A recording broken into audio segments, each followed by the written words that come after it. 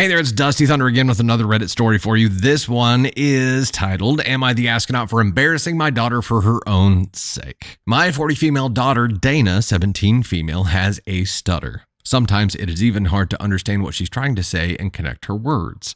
She used to speak a lot when she was younger and did not care about it, but then she started talking less and now she avoids talking. I found out that sometimes when she goes out alone, she pretends to be mute and uses her phone to communicate if she needs to. One day we went to have dinner. My husband, 40 male, and I, and our 4 kids, 16 female, 14 male, and 10 male. Usually when the waiter comes, we all say our orders individually. This time, Dana said that she didn't know what she wanted to order, so we could choose for her. I knew this was a way of her avoiding speaking. The waiter came and we said our orders, but instead of ordering for her, I said, "Dana, it's your turn." She was confused for a second and didn't say anything. I continued to say, "Just choose anything." She tried to order, but the words were hard and the waiter couldn't understand, so he handed her the paper and pen to write. I asked him to wait for her to finish. It took her a while and the other kids started to complain, so my husband asked her to point to it and he ordered it. I was upset that he did that. We agreed to put her on the spot to make her talk and not be embarrassed anymore or rely on us to do all of the talking for her. It was awkward. Dana's mood seemed to change and it became awkward. When we returned, my husband explained that it was going to take forever and that it wasn't the right setting. Afterward, Dana came and said to please not do that again. I explained her reasoning, but she was upset. Were we wrong? Before we dive into my personal thoughts on that, let's go over some comments on here. Comment, there's no other explanation. You're filthy rich, so the money thing is pure greed. You knew when she was a baby and did absolutely nothing, not even a Google search or anything. You knew she was being bullied by her peers and did nothing. She asked and you did nothing. Countless teachers and others have told you to do something and you did nothing. Actually, you did worse than nothing. Instead, you purposely went out of your way to publicly humiliate her. You allowed your other children to make fun of the very thing you have done nothing to help her with. You planned to hurt her. You made the choice. You have been making this choice for years. You enjoy making her suffer. You can't even fucking apologize to her. You like it. You like hurting your daughter. OP's response, I understand what you're saying. I do. And as I said, I admit to making wrong decisions. There isn't much we can do about bullying. We told her how to deal with them.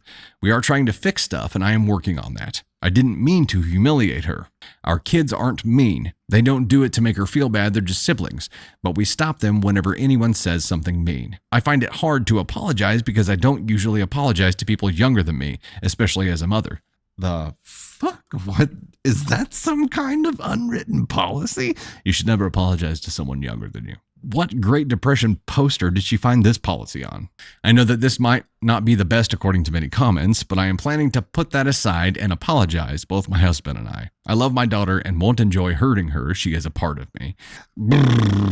Oh, man. OP. What are you doing with your life? Instead of putting her in speech therapy, instead of getting her help for the problem, they let her learn to just recluse. There was never a solution path offered here. There was never a solution sought out here. Instead, they told her to freaking Elsa this, like, just conceal it, don't feel it, don't let it show. That's how she was taught to deal with this thing. There was never any help offered here.